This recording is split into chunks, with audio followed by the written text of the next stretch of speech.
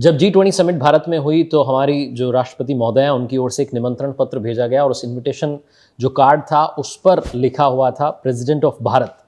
और जहां लोगों ने पढ़ा तो हमारे अपने ही लोग जो थे उनके अंदर एक सवाल आया कि क्या देश का नाम जो है बदलने जा रहा है। लोग ये भूल गए कि हमारे संविधान की पहली पंक्ति में लिखा है India that is Bharat, Bharat अर्थात इंडिया। तो उस पर इतना सवाल जो है उठना नहीं चाहिए, इतने सवालों के बारे में हमें सोचना नहीं चाहिए, बल्कि गर्व महसूस करना चाहिए कि हमारे देश के दो नाम हैं, इंडिया भी और भारत भी। ये जो भारत नाम है इसकी कहानी को समझते हैं। हिस्टोरियन, ऑथर और economic adviser to our honourable prime minister हमारे साथ में जुड़े हैं संजीव सान्याल सर। बहुत बहुत आपका स्वागत है सर। नमस्ते।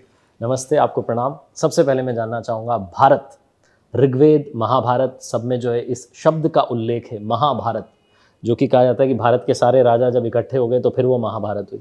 क्या बताना चाहेंगे आप? तो प्राचीन काल से ही ये जो भारतवासी जो हैं, इस सब कॉन्टिनेंट के रहने वाले हैं, उन्होंने अपने लिए, अपने सभ्यता के लिए एक जो नाम है वो शब्द भारत का इस्तेमाल किया।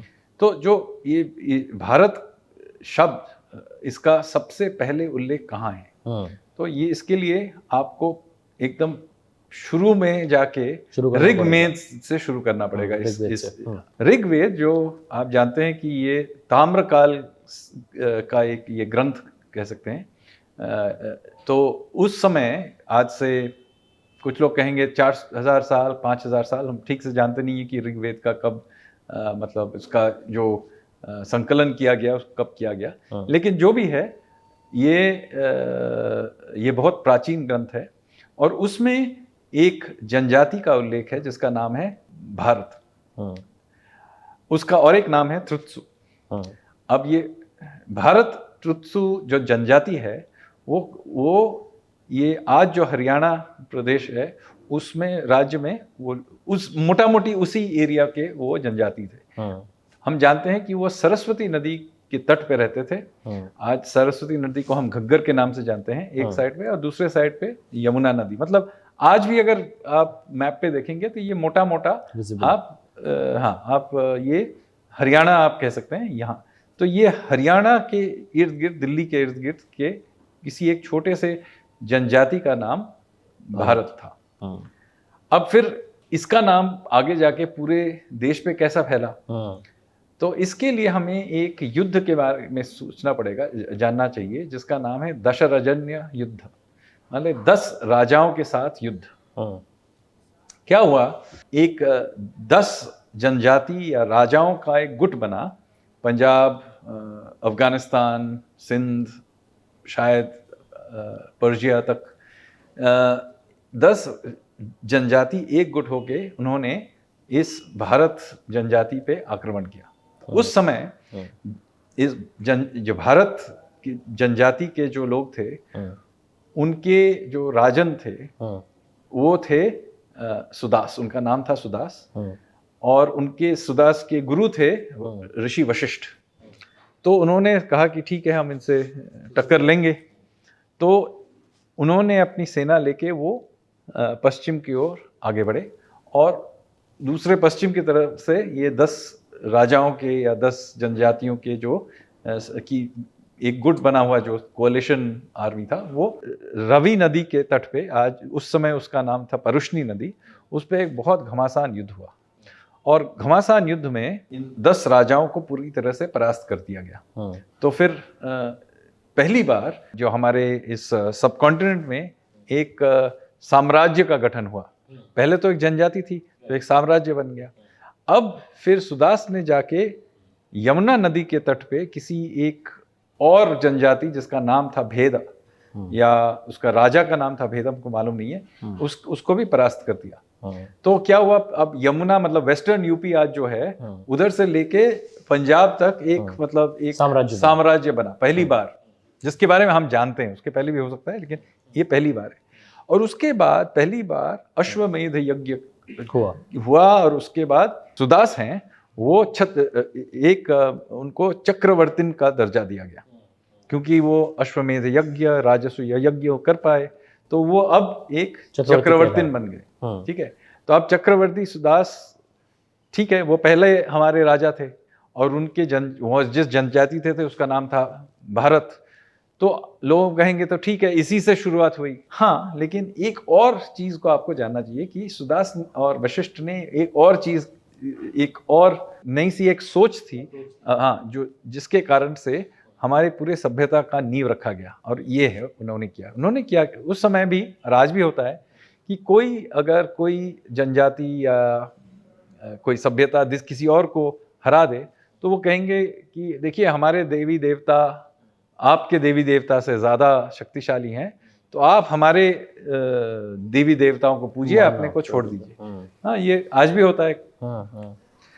तो लेकिन इन्होंने धर्म परिवर्तन की कोशिश नहीं की। उन्होंने कहा कि ठीक है, हम लोग एक बहुत बड़ा यज्ञ करेंगे और उसमें सभी जाति सभ्यता, जिन जिन के साथ इनका हारे हुए जो हैं उनके, और जिन जिन के साथ उनका जो भी कोई संपर्क था, सभी को एक जगह बुलाया और एक बहुत महायज्ञ हुआ। और इसके बारे में ऋग्वेद के अंतिम जो श्लोक है उसमें इसका उल्लेख है, जिसको हम समनस्य सुक्तम कहते हैं। उसमें कहते हैं कि सब आइए यज्ञ की आहुति देने के, और हर एक देवी देवता किसी भी जनजाति का हो, उसको उस आग के इर्द गिर्द बैठने के लिए उनका एक स्थान है, और एक साथ हम लोग इसका उच्चारण करें, और एक तरीके से ये एक हमारे सभ्यता का जो नींव का जो कॉन्ट्रैक्ट है, उसको उन लोगों ने इस तरीके से इसका नींव रखा, इसका पुनर्गठन किया। तो एक तरीके हम कह सकते हैं कि हमारी जो ये सभ्यता है, भारतीय सभ्यता, उसका जो ये शुरुआत है उसी इस यज्ञ से हुआ। राइट। लेकिन एक ये भी आता है ना कि जो है भरत चक्रवर्ती जो थे उनका भी इसमें, तो अब ये है कि ये एक कहानी है। ये तो ताम्रकाल की कहानी है, ऋग्वेद वाली। ये तो सबसे पहली बहुत पुरानी है। अब क्या हुआ, बहुत हजारों साल बाद अब हम लोग महाभारत के समय में आ रहे हैं, तो उस समय एक और कहानी है कि एक राजा थे भरत। बहुत लोग इस शकुंतला और दुष्यंत के पुत्र भरत के बारे में सोचते हैं, ये नहीं है, ये दूसरे भरत राजा थे जो ऋषभ देव के पुत्र थे। ऋषभ जो जैन प्रथा के जो सबसे पहले प्रथम तीर्थंकर हैं, वो भी राजा थे पहले, तीर्थंकर बनने के पहले। तो उनके पुत्र जो थे वो भी भरत थे, भगवान ऋषभ। हाँ, तो भगवान ऋषभ के पुत्र भरत वो भी बहुत बड़े योद्धा थे। उन्होंने भी बहुत पूरे देश को एक तरीके से जोड़ा, और फिर एक अश्वमेध यज्ञ करके वो भी चक्रवर्ती बन गए। ये भी एक अलग कहानी है। अब प्रश्न ये उठता है कि इन ये जो इतिहास में जो ये दो कहानियां हैं, इनमें से सच कौन सा है? ये बाद वाला या पहला वाला? ये भी हो सकता है, क्योंकि याद रखिए इन दोनों में 2000 साल का फासला है।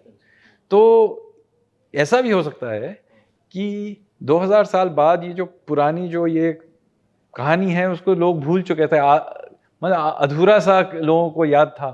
तो हो सकता है कि ये जो भरत है वो वही सुदास की कहानी का कोई एक रिफ्लेक्शन है। ऐसा भी हो सकता है। तो मैं इसको इस तर्क में मैं कोई साइड नहीं ले रहा हूँ, मैं सिर्फ ये बता रहा हूँ कि ऋग्वेद की जो कहानी है वो ज्यादा पुरानी है, तो हो सकता है वो ज्यादा सच है। लेकिन क्या मालूम, अब दोनों भी सच हो सकते हैं कि may be just a coincidence कि दोनों भरत हैं, तो फिर ठीक है, वो होता है क्या। लेकिन सुदास और भरत में काफी सारे सिमिलैरिटीज हैं। एक है तो वो बहुत महान योद्धा थे, उन्होंने ये राजसूय और अश्वमेध यज्ञ किया, दोनों चक्रवर्ती हो गए। और उनका जो मैं कहूंगा इनका जो सिंबल है, वो चक्रवर्ती का सिंबल क्या है? चक्र। वो आज भी हमारे राष्ट्रीय ध्वज पे आप चक्र देखेंगे, वही है। तो एक तरीके से हमारे अंदर ये जो एक सांस्कृतिक सभ्यता की जो एक मेमोरी है, वो आज भी जीवित है।